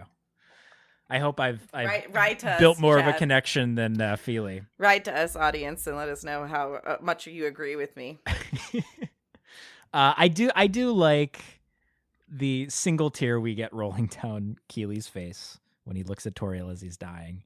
They play this super, super melodramatically, and then we get Toriel doing some Black Widow moves, getting Bolg's head in a thigh grip and flinging him off with her off the cliff, sacrificing herself, although she lives, to cast Bolg down there. And and he starts going towards Toriel as she's cast down upon the rocks, and Legolas sees this upon his sniper tower, and he goes, "Oh no, I have to save her!" And oh, what's this? Oh no, he ran out of arrows. And ran out of arrows.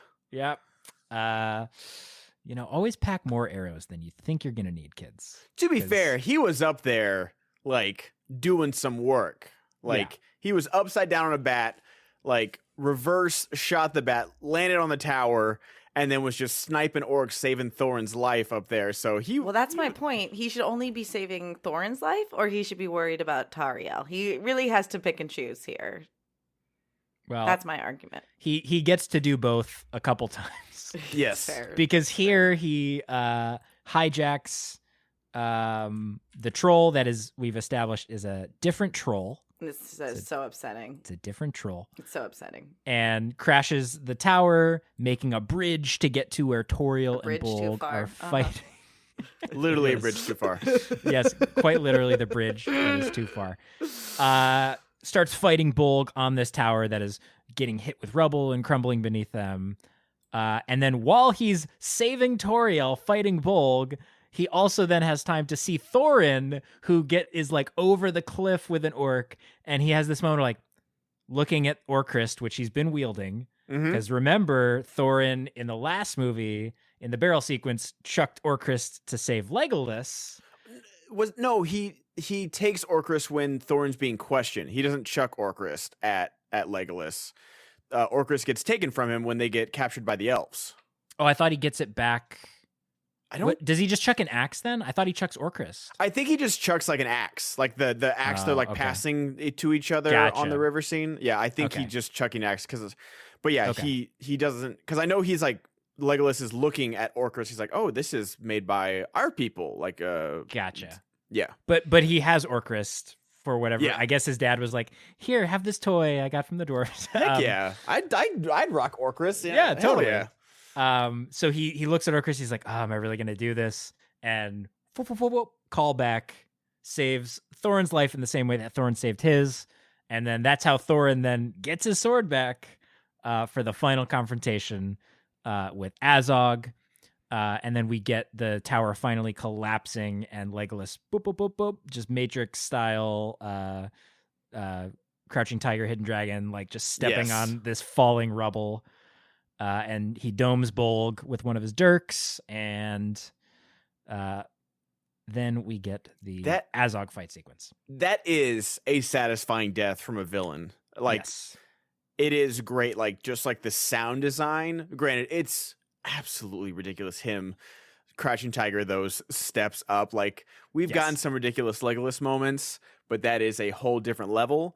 But him landing on Bolg's shoulders, and like it's some really cool choreography between these two, because like, he stabs him in the hand and then Bolg tries to like stab him with the knife in his hand. And I think that's really cool.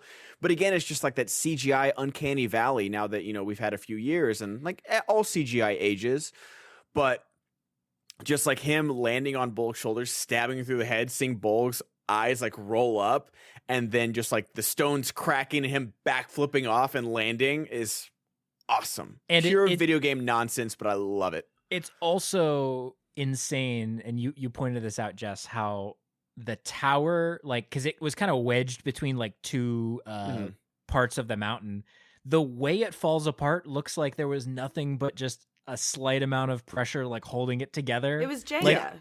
Yeah, the stones are just completely separated, and it's like, was there no mortar in this tower? It was just hanging by, a thread, like literally hanging by a thread. And that's just it, like a rock, another rock, and it's gonna fall soon. But the center of it has fallen now. Yeah, that whole scene is absolutely ridiculous. It's like when you see someone like learning to do, rendering CG stuff, and they're like, "Ooh, a particle simulator," and it's just like everything falling. It was But yeah, I do love that. But yeah, now we get the Azog fight. Yeah, we get the Azog fight. So we had the Bolg confrontation. Now we have the Azog confrontation. And basically we have Azog wielding a giant piece of rubble on a chain and just smashing the ice around him. Like, I get it. This is your nemesis. You're both nemesis to each other. But I feel like why would Azog not just like go one? You know, it's similar to the critiques people have of the Witch King fight in Return of the King, where it's like, why would the Witch King be just wielding this giant mace? This weapon is super impractical. You've got a sword. You've got a sword on your arm, dude. Like, hard disagree on the Witch King. Now, this doesn't make any sense because you are sitting on ice and smashing it. So literally the worst weapon possible. The Witch King throwing that Morning Star around, like, I thought that when he like was, you know, when he gets up off the fell beast and like he's got it, and I'm like, oh, it looks a little weird, like dual wielding. That thing is coming at Eowyn so fast. And it's like the size of Eowyn too. The only thing is like when she blocks it with her shield and it like breaks, and that thing would have like thrown her 30 yards. Yeah. Would have ripped her arm off. It makes sense for someone like the Witch King, who is like all powerful and just insane to have that. But in that moment, Azog seems like the kind of orc that can wield that thing. But yeah, on a lake of cracking ice, it makes absolutely no sense. Again, you feel like at some point when he's breaking the ice, he would realize, hey, maybe I should just switch weapons here. This seems a little precarious. Yeah. But they wind up together on a floating platform of ice, and then they're kind of feeling each other out, like, okay, what's going to go on now? And then Azog's eyes go wide, and we see the eagles. Finally, the eagles are here. Right before is when the Gundabad army shows up. Like, he sees them coming up the hill behind him. He's like, oh, good, I've got this army coming. Gotcha. So like, no matter what happens, like, I've won. Yeah. And that's when the eagles show up, because they just like dive bomb the army with Beorn, which is an awesome sequence. Yeah, I mean, it would have been cool to see a little more Beorn, but you just kind of get that one shot. This thing is that like there's even less in the theatrical. Like, yeah, then why bring him? You know, that's like, he's actually embarrassing. Well, not embarrassing. For as awesome as him. Okay, you actually, you know what? You're allowed, because I want you guys to accept me more, so I'm going to accept you. Thank you. your jokes, because I actually wasn't that bad. So, it's great when they drop him and he's completely underutilized. Like, let's see this guy talk. Like, he hates orcs. You've got an hour and a half of fighting. We need more of him. He could have changed the tide in certain things. It would have been sicker to see him do something more. Yeah, like, and this thing, like the two shots we get of him in this movie is so cool. Seeing like a giant grizzly bear just tear into things, because like that's a whole army that gets decimated in like, 30 seconds by a handful of eagles and Beorn. It's like, all right, you've been showing us gratuitous violence this whole time, and when these cool animals show up, you're not going to show that? Come on. Like, make this movie 5 minutes longer. It's not going to kill you. Like, you made $1 billion. Give me more.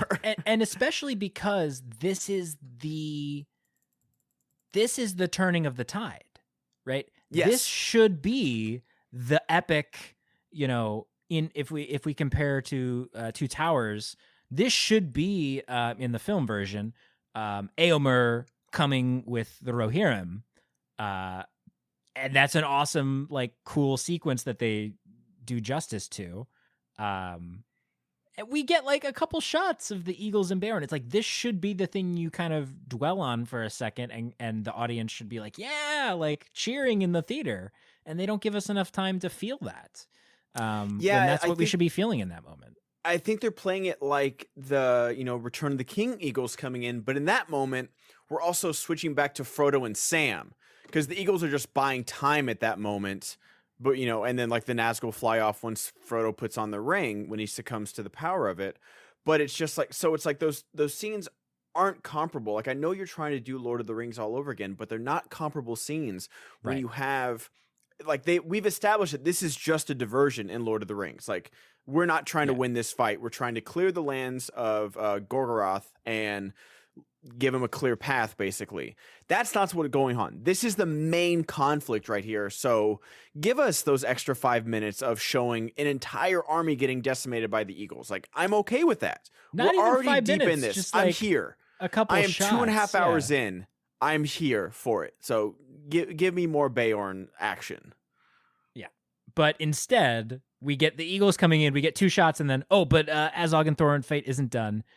Thorin chucks the rubble at Azog and hops off the ice, and no! Only smart thing he does. I will say that. It is a very clever moment, and I don't know if it would have been a satisfying death for Azog. Maybe like the fight should have gone on and like Azog be on his last leg or something. But that is a satisfying end for me to that conflict. I don't need Azog Super Saiyaning out of the ice. Like, we've defied a lot of logic in this series, so I'm not trying to nitpick that too much. But he literally, like, what's that? The 13th year Disney movie, mermaids out of the freaking ice. Shout out to the 5 people that will know that reference. Oh yeah. But yeah, just like I don't know, like it just like. Of all the things to keep showing, show me more Beorn. I don't need more Azog versus Thorin. Like, that's a clever way to end the fight because he is using an ill-advised weapon on ice, and you're utilizing the surrounding of it. Like, I thought that was the whole point of you guys fighting on this frozen lake. Yeah, but we needed Thorin to die, so... Yeah.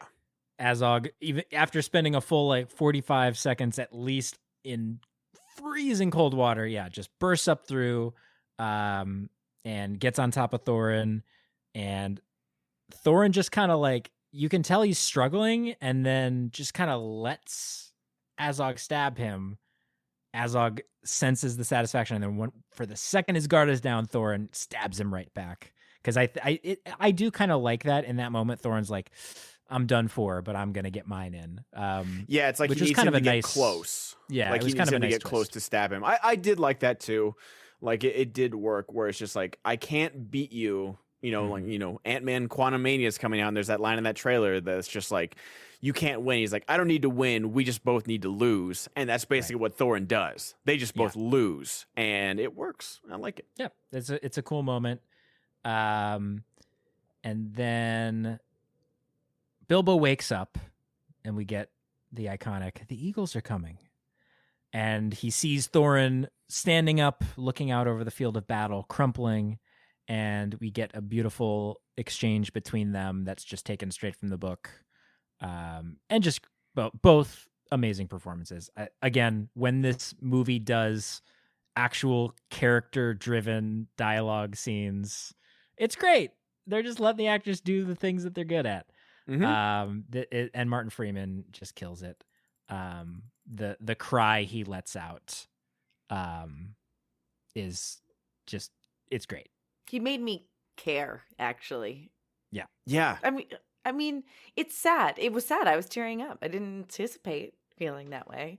But I just totally believe that it's hard to see where the friendship came between them if you're looking at the movie arc as a whole. But what they all went through still was a bonding situation. And Martin Freeman sells it. Totally.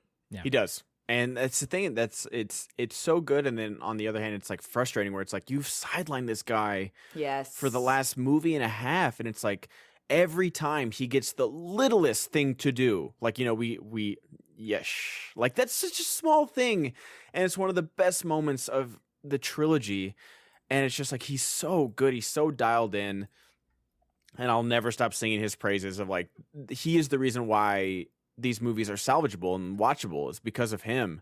And like, I think Richard Armitage does do a good job as well. Like we've seen very capable actors, Dark Knight Rises, have very bad death scenes. And we've been a little tough on Richard Armitage this series, but he does have a very good death scene in my opinion. Agreed. And then we have Toriel and Keeley. Cut to that. On the other hand, hurt. But that's what they sucker punch us because they're like, "Oh, it sucks that Thorin's actually dying," and then you're still, for me at least, I was crying still, and I'm like, "And now here's Keeley." I'm like, "Oh God, you're." And then the tears went reverse up Jessica's cheeks and sucked back into her eyes. I've never had an experience like that before, but like it's like almost. Like almost fully, it's like, gotcha. Yeah, you're they're crying trying to, because of both of them. Yeah, they're trying to like slip it in there, Yep. ride the emotional wave. Yep. Oh, and you're gonna cry more. Yeah. Oh, it's dirty. It's a dirty trick they're playing. Yes, it really is. Yeah, so Toriel puts the stone back in his hand. She's like, they're going to bury him. And then we also, we get the why does it hurt? And then Thranduil just totally doubles back. And he's like, because it was real. I know I said it wasn't real before, but I guess it's real now, even though why is it real? I don't know, but Lee Pace doing it makes it work. Like if like Orlando Bloom would have said that line, it wouldn't have worked. But him would be like, because it was real. Like he just, no line is too little for Lee Pace. Everything is a sonnet out of Shakespeare, and I love the man for it. Yeah, agreed. But then we sadly get the scene. I don't like this scene personally. Thranduil and Legolas talking, and he's like, Legolas says to Thranduil, "I can't go back to Mirkwood." So he's like, "Well, where are you gonna go? Maybe you should go to the north. There's a guy. His name is Strider. You should try and find him because he's important." I have so many thoughts that I just need to get out. Okay. Go ahead. I'm listening. Because this is the lore thing. Okay. I know this is minor quibbles, but they bother me. I want to hear. Number one, at this point in time, he would not have been known as Strider. He would have been 10 years old, which they do say he's young, so I'll give him that. He would have been Real 10 quick, years old. I just have to say, I can't wait to nibble on these quibbles. And me talking about... I didn't say I was better than you. I just No, had it. Look, we're all terrible. No one's better than anybody. Is a great side podcast. Right. Yeah. Absolutely. That's a new segment for when we have nitpicks and quibbles. Let me about nibble lore on this things. quibble real quick. All right, go ahead. Sorry, I didn't mean to do that. No, it's that's great. great. Don't ever Okay. apologize for that. Please.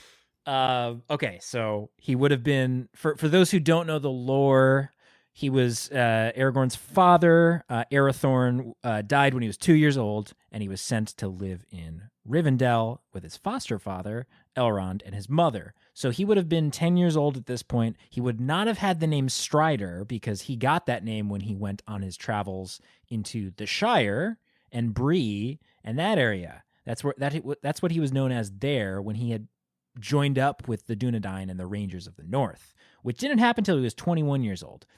And not even Aragorn knew his identity as the heir of Elendil at this point because it was kept secret from even him at his mother's request. So not even he knew. I mean, people knew the heir of Isildur was around, but would Thranduil have known, like, hey, this guy died 8 years ago? Over, like, would news have reached him? Like, it was an obscure line of like, they haven't claimed the throne in so long. Why would Thranduil know about this? And why would he send his son, hey, go talk to this 10-year-old kid because he's important? Like, it doesn't make any sense. I don't like it. It's, again, just one of those things of how can we tie in Legolas's arc? Like, we need to be like, and this is what Legolas went on to do in the next film series that's already come out. Now, granted, I will say, we don't know specifically what Legolas did in the lead up to The Lord of the Rings. All we really know about his history is from the Council of Elrond onward. So it is open. He could have met up with Strider / Aragorn, but the way that they do it at the end here of just Thranduil saying, hey, maybe you should go meet this kid, I don't understand why that would be on Thranduil's mind at all. The only thing I'll say is timeline-wise is that doesn't this take place 60 years before Lord of the Rings?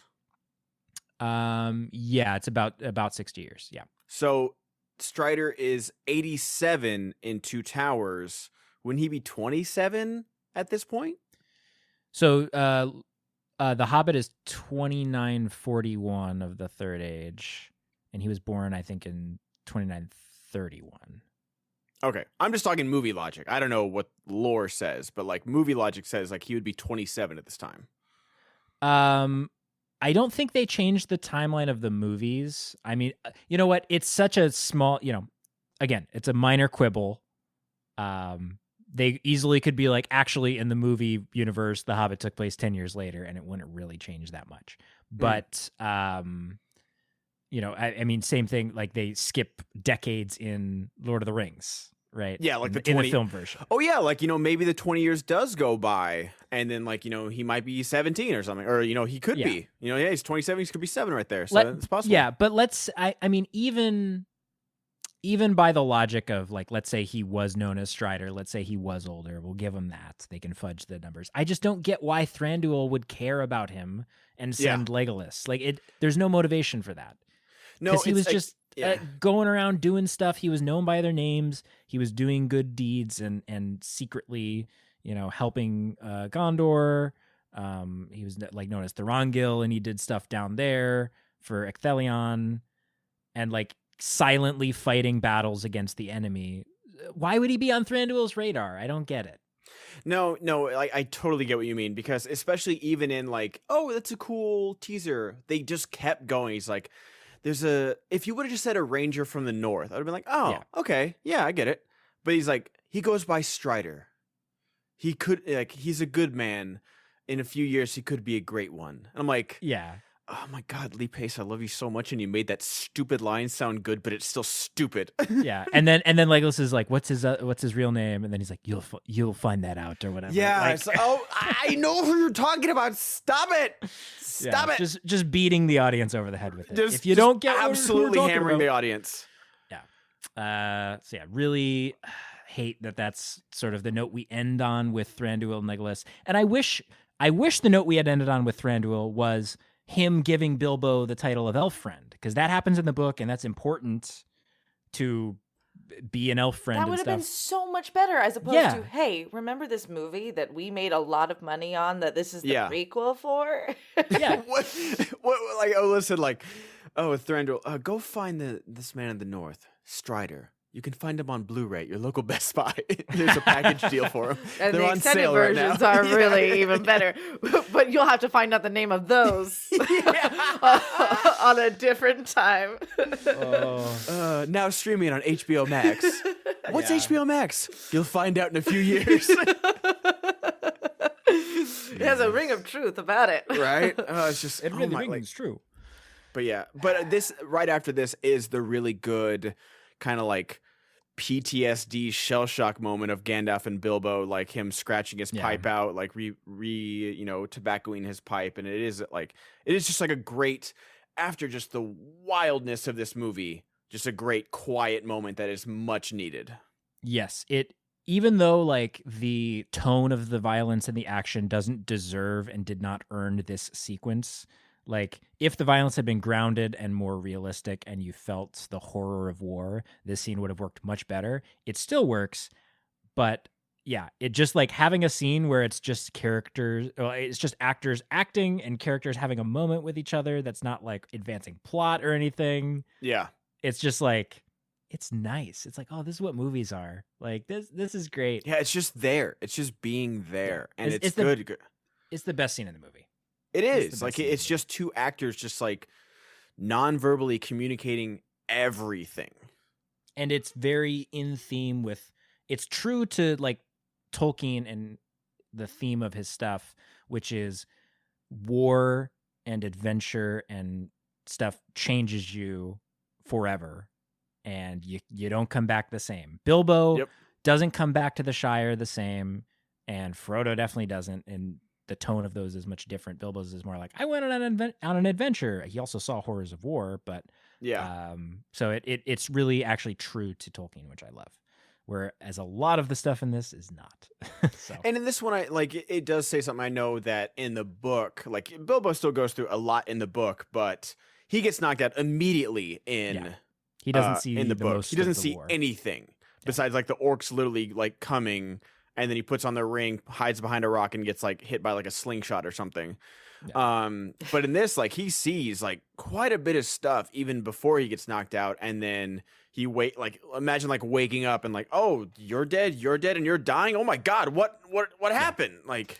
One, these are the things that work for me, right? Like those are the changes that work for me. Like, is Bilbo gonna be out this entire time, or does he get to see some things, or was he there for Thorin's death? And so there's certain changes that work, but then there's like certain stretches like Thranduil just like absolutely plugging his own stuff. It's really interesting.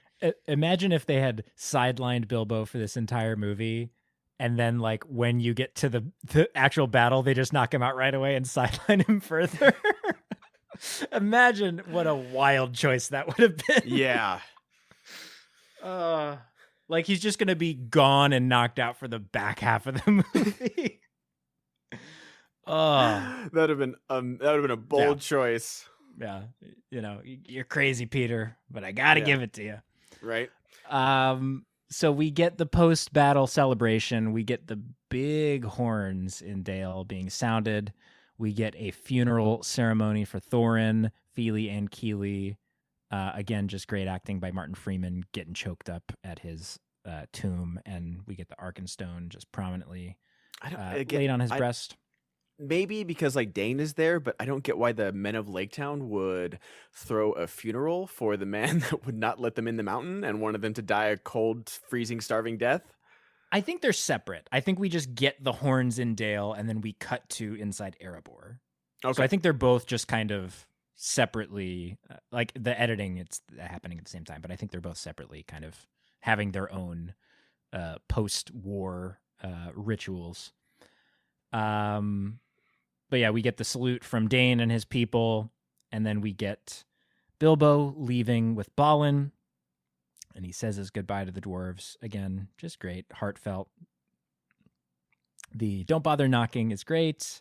That is a, like, that whole speech he gives, like, you know, tea is at 3, you know, don't bother knocking. It's so good. Martin Freeman just he's so good. I can't state that enough of how much he just saves these movies. And not like he's like desperately trying to cling to, like, no, he's so natural. He never feels like he's trying. He was just really born to play Bilbo. He really was. Yeah. He's so good in this movie, and I love him for it. And I love his get up here as Gandalf and Bilbo arrive at the Shire. He's kind of like in his traveling that he gear. went through a bunch of stuff though too, right? Because he has the troll treasure and he never looked like that to begin with ever. He's got the shield on. He's got the cloak. He's got the chest under his arm. Like, if I do a cosplay as a Lord of the Rings character, I would want to do like, that's my cosplay. Is everyone does like the Bilbo, you know, pre-adventure with the coat. I want Bilbo post-adventure on his way back with the chest and kind of ill-fitting clothes, but travel clothes. Like, I just think he looks cool. And then we get the conversation with him and Gandalf where he lies about the ring. Oh, it fell out of my pocket. Again, just we talked about this with like the adaptation of the cartoon where Gandalf just cheesily has it has a ring of truth to it. And here we get more of that kind of, and then the look Gandalf gives him, like, you're just a small person in a wide, big world. And then he's like, all right, bye. And then Gandalf's like, I've got my eye. Like, the look he gives him is just, it's a weird shift. Yeah. Not like very positive. You're a small guy in a big world and don't forget it, but you have a big impact too. It's weird. But again, they gotta foreshadow the Lord of the Rings. So, it's just so much. It's like, guys, we've all seen it. It's like the best trilogy of all time. We all get it. He's got the ring, but just in case you forgot. And then I do like the auction sequence. We get some fun moments where they drop a little Easter egg of I can't remember, someone putting their feet. Proudfoot putting his feet on something that's being auctioned off, I believe. Well, doesn't he say my mother's glory box again? Like, yes. I think that's being walked away as his mother's glory box. It's like full circle is he and begins and ends. Saxville Baggins just waiting for him to die, like always. Yes, which I love because this is the first time we're seeing her. Her hat is insane. Her whole getup is insane, but the hat is just crazy. No one else is dressing like that in the Shire. You see her in Fellowship? I'm saying in this trilogy. Oh, okay, got it. First time we see her. But yeah, we see the older version of her in the Lord of the Rings. And then we get Bilbo showing his contract to the auctioneer to prove his identity. He's saying, "Don't worry what I was signing on for. Don't forget about the job, or forget about the job title." And then we finally get Bilbo saying it where. The auctioneer's like, "Who's this Thorin Oakenshield?" And he goes, "He was my friend." Because I think there's a moment where he almost says that when he's like talking to Balin when he's leaving, but he doesn't quite say it. It's implied. And then he finally says it here. He walks into Bag End, finding it ransacked, but the handkerchief that he left behind is still there. And he picks it up, and it's monogrammed, and then he's fiddling with his pocket, and then he's looking concerned, and he's fiddling with his pocket. Oh no, what? And he's looking, and then it cuts to Ian Holmes' Bilbo fiddling with the ring and closing the loop, and it's literally just the opening scene from Fellowship with Gandalf coming to Bag End. Again, don't like that they're playing up the effect of the ring on Bilbo. Like immediately when he gets home, he's like, "Oh, the ring." But I get why they're doing it because they want to do the full circle thing. But we end where we began. They brought it all the way back around. Literally, right. Just in case you had any doubt of what this story was a prequel of, like literally Gandalf knocking at the door when we leave Ian home, and it works. It does. I have no problem with it. It is what it is. We're already here. Let it happen.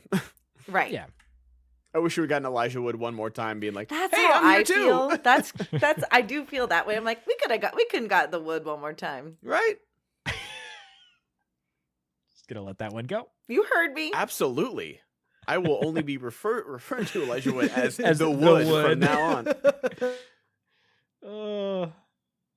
Please, everyone send him messages with his new nickname. Hey, what's up, the Wood? The Wood, baby. I did not realize he was 18 when they started filming. It is wild how young everybody is. Like, I think Viggo Mortensen is now as old as Ian McKellen was when they filmed. Yeah. That's crazy. Wow. I think I saw a TikTok of that the other day, and I was like, oh, that hurts. Speaking of TikTok, Ben, you're really super active over there. It's just fun. Like, you see a video, you stitch it, some Twitch clips are easy to make. There's a thing called Combo out there. You guys sign up through Twitch, and it will literally email you. Like, if anybody clips something on your stream, it'll be like, hey, your clips are ready to be edited. And you can go through there and edit your clips. It's, like, super easy. Because I was wondering, like, how people got, like, their camera at the top of it and, like, their stream content at the bottom. And it's just that easy. And you can add, like, text and dialogue and then, in the TikTok app. But, yeah, it's a fun little app to be on. Like, I'm not taking it too seriously. Like, if something pops, then something pops. But if it doesn't, I'm still having fun with it. That's awesome. So people can find you everywhere under the same handle, the Ben Goddard. I did change my Twitch name to Ben Goddard TTV, but everything else is the Ben Goddard. No, I don't know what to do now, honestly. I know. It's so shook. Why? So shook. Why did you do that? You know what? I got good advice because when you open your emote thing, they're listed alphabetically. So the Ben Goddard, I'm at the T's, and so now Ben Goddard, I'll be closer to the top, so people can use emotes easier. That makes a lot of sense. However, TTV is redundant, is it not? Twitch.tv. I understand now. You were just saying you're Ben Goddard now. Yeah. You're not Ben Goddard TTV. You are, but isn't that redundant though for Twitch? I mean, people just do that because like my name by itself wasn't available. So you just add go. Yeah, you add TT. Andy Campbell GG. GG. Yeah, exactly. So you just add that to it, and it's just like an easy it's a gamer thing. It's a Twitch thing. It totally is. It is for my Fortnite. Anyway, I'm such a nice person and not critical at all. Also, after hearing that advice, I'm changing my username on Twitch to AAA Solkatu. Yes. So twitch.tv/AAA Solkatu. Just AAA, you mean? Aaron A. Anderson. Yeah, AAA Solkatu. God forbid you actually use your name, which is Alex. Like, you could actually do that. Nah. No, okay. Yeah, because Alex did raid me, and I forgot his Twitch name. I was like, thanks, Solkatu. And everyone was like, this guy. Who's this guy? Thanks for the random raid, weirdo. Yeah, totally. It is weird. I've got to tell you, and I knew Solkatu for 2 years, so when I was falling in love with Solkatu, I had to stop saying Solkatu. It was a rough transition for a couple of months. I don't think he knew it, but I was going, hello, Alex. It was really hard. There was like even a time where I was like, can I refer to you as Alex on stream? Anyway, there's a lot. Alex, where can they find you? Speaking of Solkatu. For real, I'm not changing my username. Twitch.tv/Solkatu. That's SOLKATTU. And I'm also on Twitter. I'm active on there sometimes. Twitter.com/Solkatu_. Because Solkatu was taken, so just a little spice on the end of it. That's right. And Ben, so you are mostly the Ben Goddard everywhere, and now you're Ben Goddard TTV on Twitch. That's right. We got you for one more episode, broski. We're going to wrap out our feelings of the whole trilogy itself, our feelings on The Hobbit, what we feel it could have been if it was only 2 movies long, maybe a little bit of reflection on what would have happened if Guillermo del Toro got to finish his. Who the heck knows? It's just going to be a fun one. So what we really want for you, the audience, is let us know what your overall thoughts of all 3 films are, and we might just refer to you in the podcast. Actually, I just totally forgot to talk about something Brad Grenz tweeted us about, but that will work for next week's podcast. So, Alex, where are the places they can find us on the internets? You can send your thoughts to PodcastoftheRings@gmail.com in email form, or if you prefer tweet form, that short form, you can go to twitter.com/PodOfTheRings. And if you want to support the show and pledge at any level, we still are waiting on someone to pledge at the One Ring level and get a custom t-shirt. Oh, yeah. You can go to patreon.com/PodOfTheRings, or just go to podcastoftherings.com to find all the stuff. It's all aggregated there. So just go there and check everything out. That's one way to do it. Gentlemen, this is a pleasure for the audience and myself. And Ben, you say, and until next time. And until next time. So natural. May our roads meet again. Trying to put my Lee Pace into it. Yeah, it worked.